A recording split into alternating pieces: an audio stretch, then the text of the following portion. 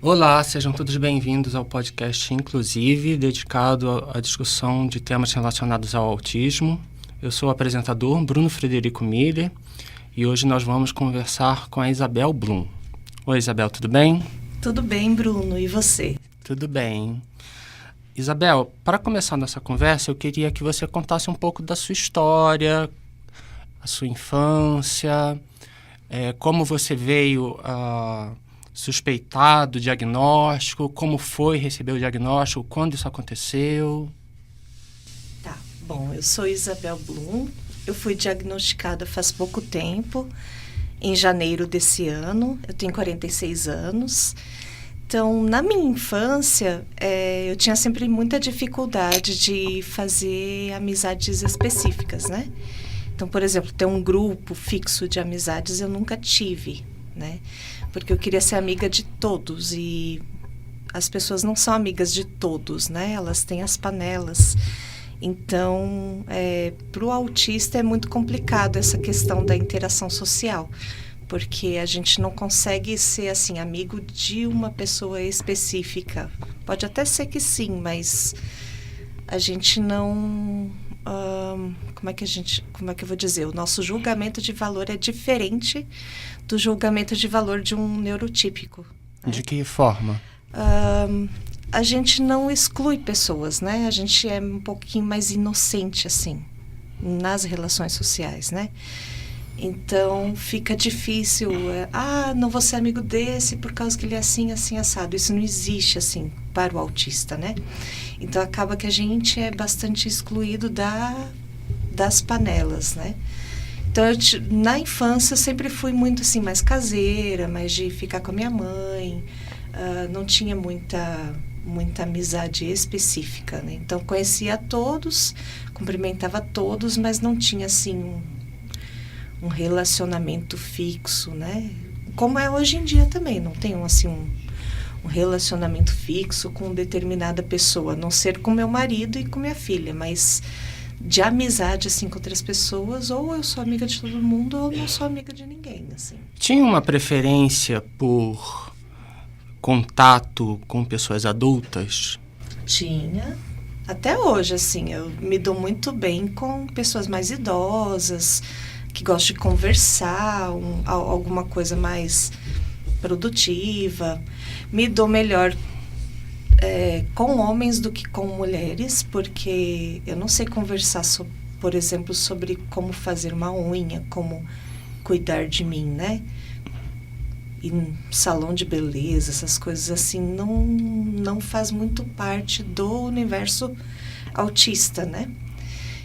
A gente não gosta muito de ir para um salão de beleza, então é muito difícil, né? Então, comparando, por exemplo, eu com a minha filha adora um salão de beleza, comprar uma roupa, ir para shopping, não sei o quê, né? Se arrumar. Isso é uma coisa que angustia a gente, então a gente não dá conta, né? A gente não dá conta do barulho do salão de beleza, do tempo que se passa lá dentro, né? Então não tem muito o que conversar com outras meninas sobre isso. Não entendo de moda, não entendo nada disso. Então, os hiperfocos são sempre mais científicos, digamos assim, né? Existe uma ideia de que o autismo... O cérebro do autista é um pouco como o cérebro do homem, né? Ele é mais voltado para coisas do que para relacionamentos. Ele está mais preocupado com o movimento do que com o foco, né? O olhar centralizado. Eu lembro que quando eu era criança, eu tinha uma preferência também por pessoas adultas. Eu não sei se isso é típico de autista, mas eu achava a relação com eles mais fácil do que com crianças. E como eu estava sempre acostumado com um mundo mais ordenado, com as regras mais definidas, uma rotina mais definida, eu acho que eu tinha mais facilidade de transitar nesse meio do que no meio das crianças, onde tudo é mais espontâneo, às vezes até meio caótico, né?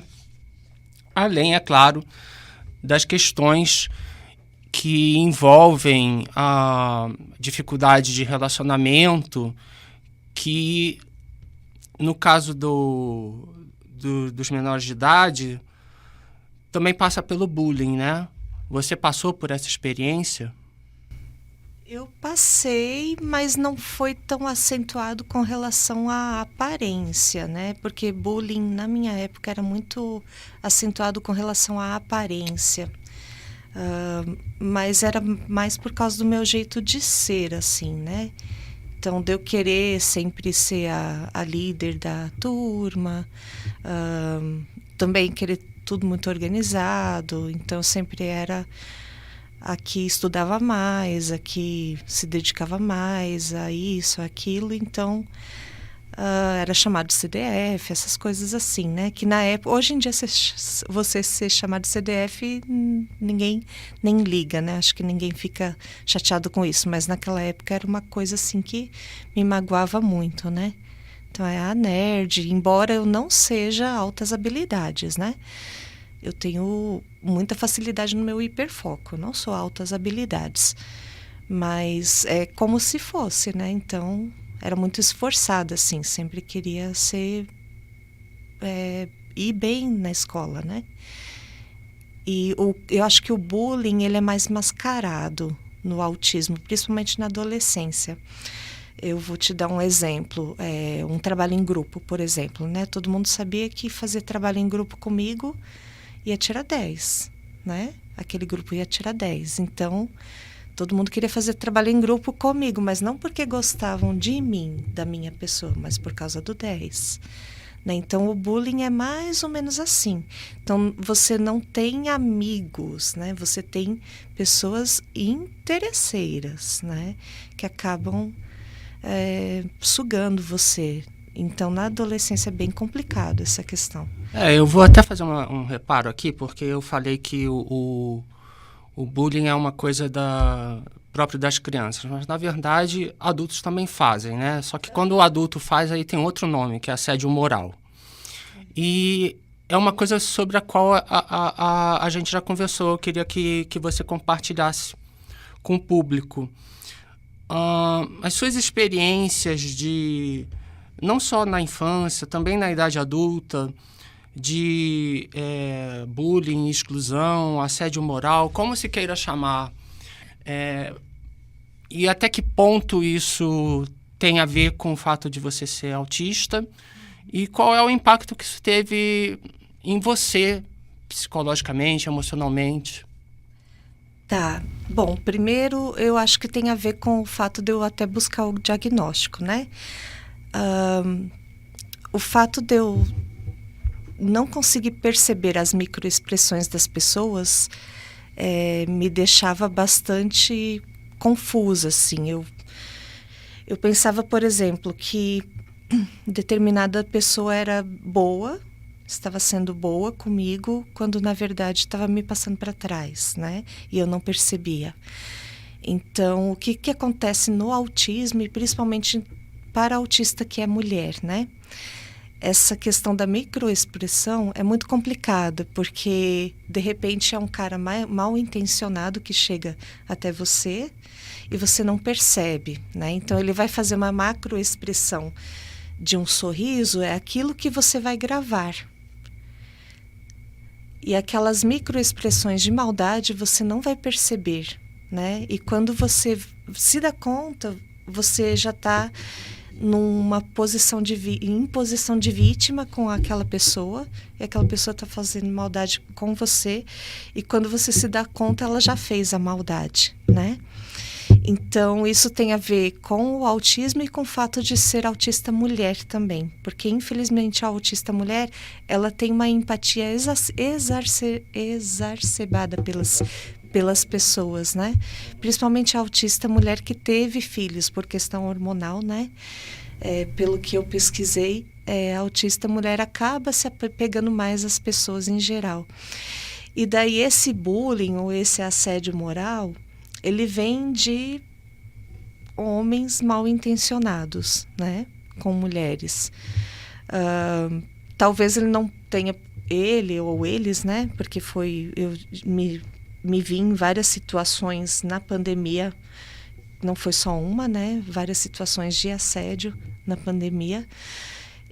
Talvez a pessoa não tenha percebido que você é autista, mas percebeu que você é alguém assim mais boba, digamos assim, né? Então, assim, as pessoas me tratam como uma pessoa inteligente, mas ao mesmo tempo muito boba, né? E outra coisa que a gente não percebe é quando o cara tá vindo dar em cima de você, por exemplo. Porque a gente não consegue distinguir uma piada de uma cantada. Então, assim, o que é um meme, o que é uma trollagem, o que é uma piada, o que é uma cantada? Muitas vezes eu achava que era piada, que a pessoa estava contando e ria, né? E eu casada, né? Imagina, capaz que eu ia responder a uma cantada, né? Por exemplo. Não respondo a cantadas, eu amo meu marido. Mas a pessoa chegava para você e fazia aquela cantada em tom de piada, eu ria achando que era uma piada. Então, eu não sei diferenciar piadas de cantadas e vice-versa, né? Então, existe uma maldade, assim, por causa da nossa sociedade que é machista, existe uma certa maldade com as mulheres em geral. E o ruim de ser autista é que a gente não detecta logo, né? Uma mulher neurotípica vai detectar logo aquela maldade e talvez, né? Nem sempre, talvez vá conseguir se defender. E a autista mulher não consegue. E essa dificuldade de identificar o que é uma piada, o que é uma cantada, o que é um meme, existe alguma técnica para melhorar isso? Eu ouvi dizer que existe, mas que, pelo que a minha terapeuta falou, é algo que eu deveria já desde a infância ter feito, né? Existem terapias que preparam você para o mundo neurotípico, né? Mas, assim, ela disse, infelizmente, assim, você descobriu muito tarde o seu autismo, né? Então, na verdade, o ideal agora não é nem eu aprender a me defender, mas é eu aprender a pedir suporte, né? Porque provavelmente eu não vou compreender. Eu já estou muito velha, assim, para reaprender essas coisas, né? Aprender a interpretar essas coisas, né?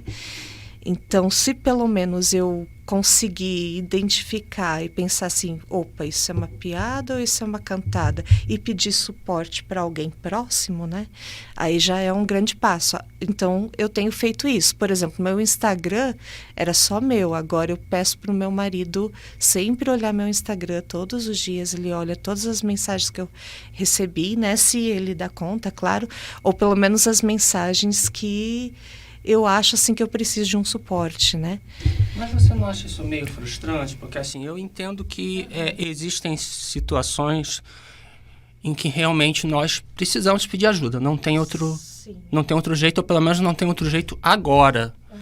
Mas o que a gente gostaria era de ser autônomo, de não precisar desse suporte, né?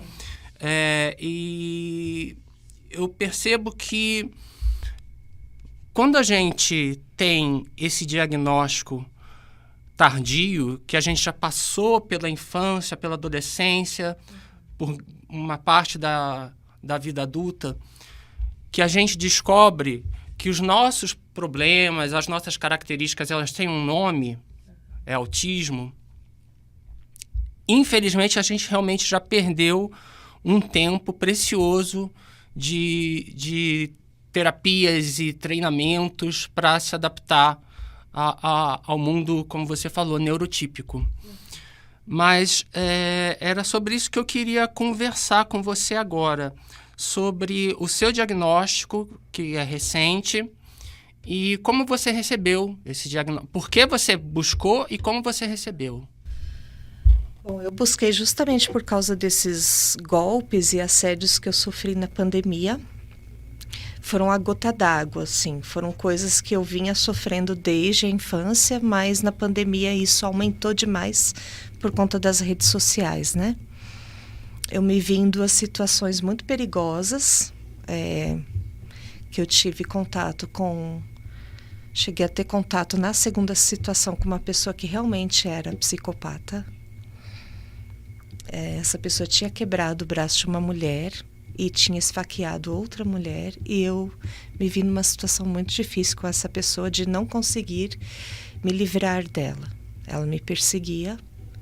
Não posso entrar em detalhes assim, né? Mas, assim, e todo mundo falava assim, Isabel, e inclusive minha filha, né? Falava, mãe, eu acho que essa pessoa não é bem intencionada com você, fica longe dela. E eu não percebi isso logo, né? E quando eu percebi, já era tarde demais. A pessoa já não queria me deixar em paz, né? Então, eu busquei o diagnóstico por conta disso. Eu pensei, nossa, será que eu tenho algum transtorno, né?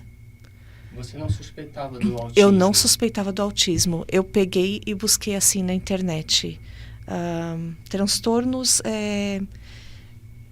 Eu não lembro exatamente a frase que eu digitei, mas assim, possíveis transtornos que fazem as pessoas não perceberem as intenções das pessoas, né?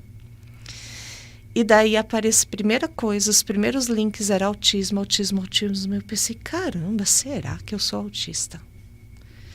Aí comecei a pesquisar na internet médicos, neurologistas, psiquiatras que poderiam fazer o diagnóstico, né? Fazer os testes. Aí procurei a minha psiquiatra, que eu já estava indo, ela já sabia das situações, né? Inclusive, ela tinha me ajudado a sair de uma das situações. E ela sempre falava, Isabel, você é uma pessoa tão boa, assim, tão inocente. Como assim inocente, né? E daí pesquisei sobre isso também. Daí vi que autista tem essa questão da inocência, entre aspas. Não que a gente não faça maldade com as pessoas, mas é que a gente demora para perceber maldade. E quando a gente faz maldade não é com intenção, né? É que o autista ele tem uma dificuldade de captar mensagens subliminares, digamos assim, né? Isso. Então, a pessoa faz uma piadinha de duplo sentido. Aí você não entende. Ou então o exemplo que você deu, né? A pessoa manda uma piada, mas na verdade ela está querendo uma aproximação com segundas intenções. O autista não vai entender. É uma grande dificuldade do autista na hora de paquerar mesmo, assim, no sentido normal, no bom sentido da coisa, né? Tanto quem paquera como quem é paquerado. Quem paquera não sabe como vai chegar na outra pessoa. Quem recebe uma paquera não entende que está sendo paquerado. É uma dificuldade muito grande. Eu acho que isso é um primeiro elemento que a gente pode tirar da nossa conversa. É essa dificuldade do autista que as pessoas neurotípicas muitas vezes não entendem, de compreender essas mensagens subliminares, de entender linguagem figurada, de como a gente, às vezes, só entende e se expressa também de forma muito literal. Então, são questões que parecem bobas, mas que no dia a dia podem gerar muitos mal-entendidos. Gera. E pode gerar gerar situações muito constrangedoras ou negativas para nós. Por exemplo, não só o exemplo dado pela Isabel, do caso que ela passou, de pessoas mal intencionadas, mas mesmo que a pessoa não seja mal intencionada, às vezes você perde uma amizade, você perde um emprego, você perde uma oportunidade, porque você não tem essa habilidade social de ler nas entrelinhas. Exatamente. Mas continue, Isabel, eu te interrompi. Não tem assim muito mais detalhes, é só essa questão mesmo da inocência, né? Que o autista é mais bobo, assim, nesse sentido, né? De não compreender as pessoas nas entrelinhas. Então, esse suporte que a gente precisa das pessoas é justamente das pessoas serem mais claras com a gente, né?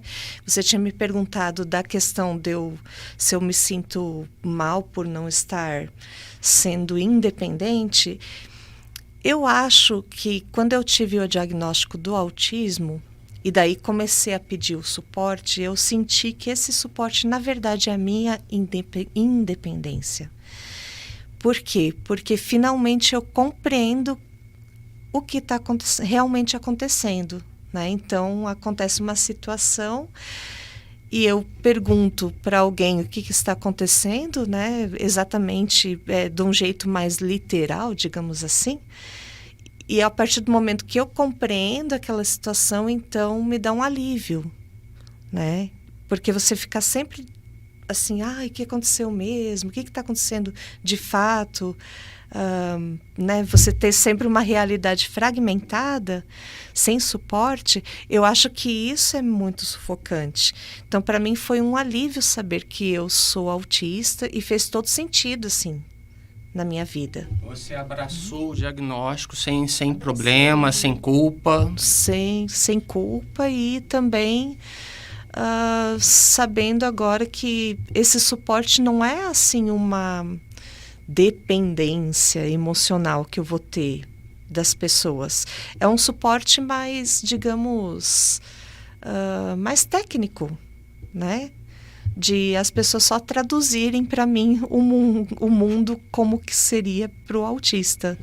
A gente falou aqui, eu quero falar sobre os seus hiperfocos, mas antes eu quero fazer uma pergunta para você. A gente falou aqui, a gente discute muito sobre as dificuldades de ser autista. Mas tem alguma coisa no autismo, no fato de ser autista, que é para você uma vantagem ou um prazer? Tem uma vantagem porque eu sou musicista, né? Você tá falando que a gente vai começar a falar do hiperfoco. Eu sou musicista, então uma das vantagens é escutar muito bem, né? Eu escuto bem demais. Então, meu ouvido, apesar dele não ser assim absoluto, ele é um ouvido relativo muito bom. Isso me ajuda muito para o meu trabalho, né? Na rua atrapalha bastante, que tem barulho demais na rua, né? Mas no meu trabalho com música é maravilhoso ter um ouvido quase perfeito. Então vamos lá, a música é o seu hiperfoco? Vamos falar um pouco meu disso. Hiperfoco. Eu gosto demais de reger coral, de cantar, de dar aula de canto. Amo o meu trabalho com os idosos, com o meu coro de idosos lá na Orquestra Sinfônica. Então, assim, eu tenho um trabalho muito gostoso, né? Embora seja um trabalho muito difícil, que eu tenho que me dedicar muito e que ganha muito pouco, né? Isso é uma questão para o autista, inclusive, muito difícil, né? Conseguir empregos que paguem bem. Isso daria um outro podcast só sobre isso, né? Não sou só eu que passo por isso. A maioria dos autistas que eu conheço ou estão desempregados ou, no máximo, ganham um salário mínimo, que é o meu caso, né? Então, se você for comparar empregos de autistas com neurotípicos, a gente faz muitas coisas iguais, os neurotípicos ou até melhores, e ganha muito mal, né? Mas, por outro lado, é maravilhoso. Eu gosto demais. Eu não saberia viver sem meu hiperfoco. É onde eu posso ser eu. Fala um pouco das suas habilidades, como é esse seu desempenho na música? Eu não sou uma cantora performática, vamos supor, né?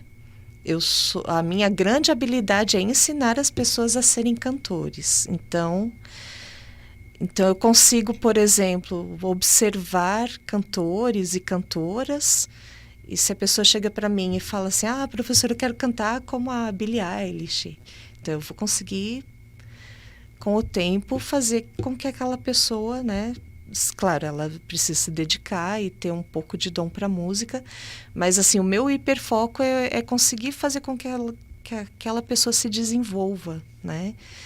Então, eu sou uma treinadora, digamos assim, vocal, né? Eu treino a voz das pessoas, o timbre de voz e treino ela para estar apta para enfrentar um palco, essas coisas assim.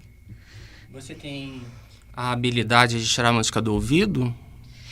Também tenho, mas não é o meu hiperfoco.